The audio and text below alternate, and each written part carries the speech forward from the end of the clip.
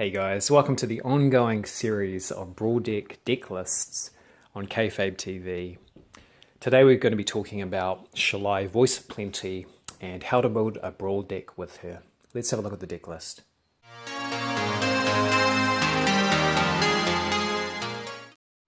Shalai, Voice of Plenty costs 4 mana altogether, that's 3 and 1 white. She's the 3/4 flyer, she's an angel, and she gives each of your other creatures, your Planeswalkers, and you hexproof. So it makes her a little bit of a target, but it protects all of your other cards in play, including yourself. She also has the activated ability where you can pay 4 and 2 green to put a +1/+1 counter on each creature you control, including herself. So this particular kind of deck is a deck that wants to go quite wide. There's a few creatures that are going to generate tokens for you. There's a few token generating spells. This deck is going to go quite wide, and Shalai is going to protect not only those pieces with her hexproof ability, but also she's going to pump them up with her grow effect, with being able to put +1/+1 counters on everything too. So really valuable card, and she's cheap enough so that she can come down as early as turn 4, sometimes even turn 3, depending on the mana dorks we have in the deck, and start making an impact on the board that way. There are a few creatures in this deck, and they sort of all fulfill the role of either generating mana for you, creating more creatures for you, protecting Shalai, or just beating face. So starting from the top, we've got a copy of Dauntless Bodyguard. We've got good old Llanowar Elves in the mix for generating some mana. Ovia, she's going to create some more creature tokens for us. Elfin Druid, like Llanowar Elves. Shanna, she can get pretty big pretty quickly. And Master Trinketeer, he'll pump up all your servos. There's a few ways of creating servos with this deck. He can create servos too. He's also a reasonable power for his cost as well. We've also got Rishka for creating more mana for you. Thrashing Brontodon for dealing with opposing artifacts or enchantments. Oketra the True, big beat stick. She can also create more creatures for you. Vizier of the Menagerie will let you play creatures more often. Lets you look at the top card of your library. You can cast it if it's a creature card, and you can spend any mana to cast those cards too. We've got Lyra Dawnbringer and Angel of Invention, 2 angels. They combine quite nicely with Shalai too. Angel of Invention happens to be an anthem effect as well, whereas Lyra Dawnbringer is just a big beat stick. She will make your Shalai and Angel of Invention a little bit bigger too. We've got Verdurous, Gearhulk, Multani, and Verdant Force. Some big green creatures here that can really have an impact on the board. Multani can regrow himself. He'll pop back into your hand if he's in the graveyard. He gets quite big as the game goes along. Verdant Force, well, this creature's been around for a long time now.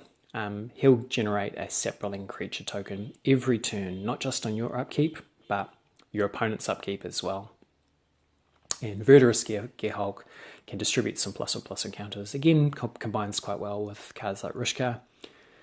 Yeah, spread that love around, big guy. 4 +1/+1 counters means that even small creatures can end up being really big and having an impact on the board. And we round out the creature base with a big white dinosaur, Zetalpa, Primal Dawn. She's gigantic. She costs 8 mana. She's a 4/8 flying, double striking, vigilancing, trampling, indestructibling monster. She's, gigantic.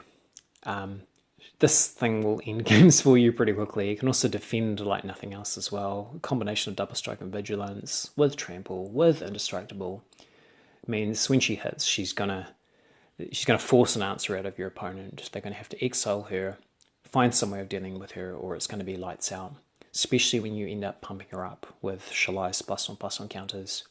And then we have Walking Ballista. Well, I've talked about this guy a lot on most of my videos. He's included in the deck list, and with good reason. It's a valuable creature. It can deal with opposing creatures or Planeswalkers, or your opponent directly. It can grow quite big. This deck has a few ways of putting counters on creatures, and this guy gets the added benefit of being able to use those counters for different things. So yeah, well worth it. So some really cool Planeswalkers we're featuring in this deck. No Teferi, unfortunately, but we are including Watley Radiant Champion. We've got a copy of Nissa Vital Force and Ajani Unyielding. So lots of ways of taking advantage of a big creature swarm in the form of Watley. She'll get a ton of loyalty counters. She'll be able to pump guys up, and then you can use her ultimate to draw a card whenever a creature enters the battlefield. Keep in mind this works with token generators too. Nissa, well, she can create turn a land into a 5/5 elemental creature.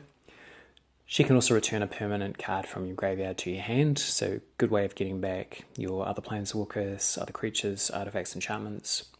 And she gets an emblem, or you get an emblem rather, with her ultimate that says whenever a land enters the battlefield under your control, you can draw a card. So another way of generating some card advantage. Ajani Unyielding is +2. Get some cards in hand, lets you dig 3 deep. All non-land permanents go into your hand, so we've got a few creatures, artifacts and enchantments that can jump into your hand, as well as Planeswalkers.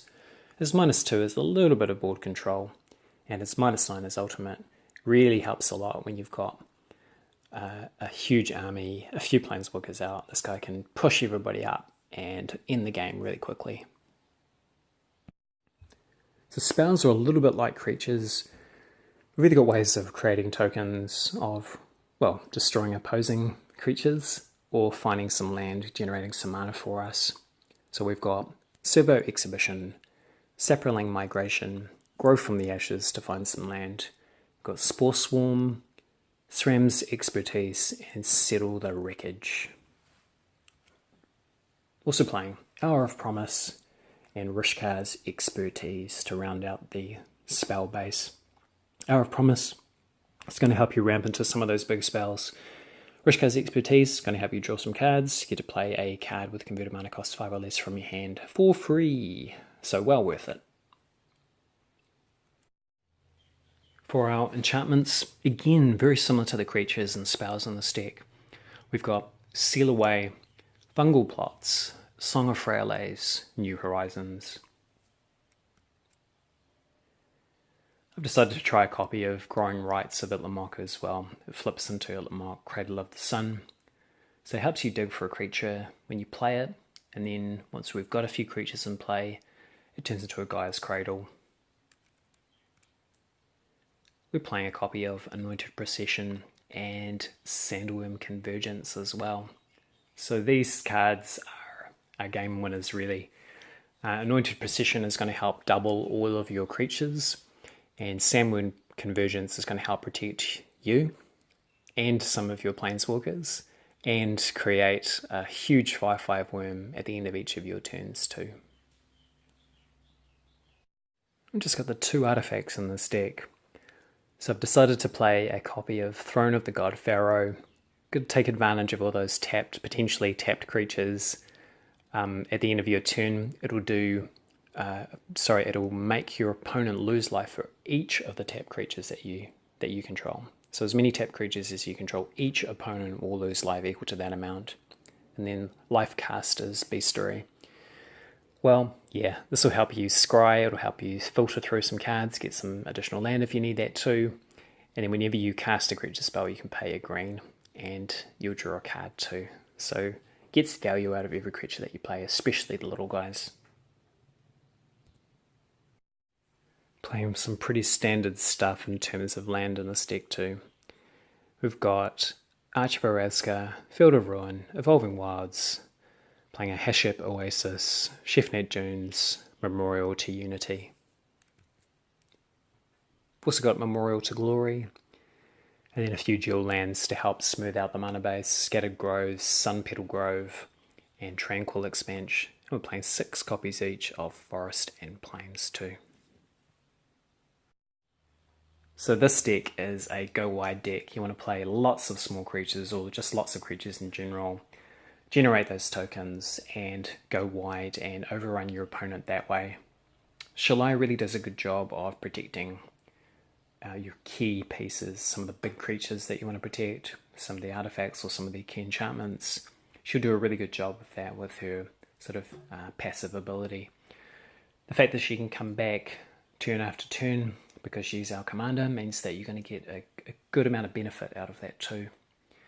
Her ability to grow +1/+1 counters on everybody, yeah, don't overlook that. Even if you've only got a couple of creatures in play, so Shalai and another creature, it can quickly turn over a game, can quickly take over a board, and if you happen to have any more creatures out there, then you can get a massive army really quickly. This deck has a few ways of generating a lot of mana, things like the new Cradle, Song of Freyalays. Don't be afraid to use those and invest in putting a +1/+1 counter on each of the creatures that you control. It can be really worth it. This is a fun, definitely geared towards multiplayer style deck. There's a few pieces in here that could probably be changed for other things. I could probably include Khan in this deck list because he's such a good card. But honestly, the 3 Planeswalkers are doing the business. The journey's a little bit weak, but I think he kind of suits the kind of style of the deck quite well. If you have any suggestions at all, please feel free to leave a comment in the comments section below. Thanks once again for liking the videos, guys, if you do. Thanks for subscribing, and we will catch you guys hopefully very soon in the next one. Take care.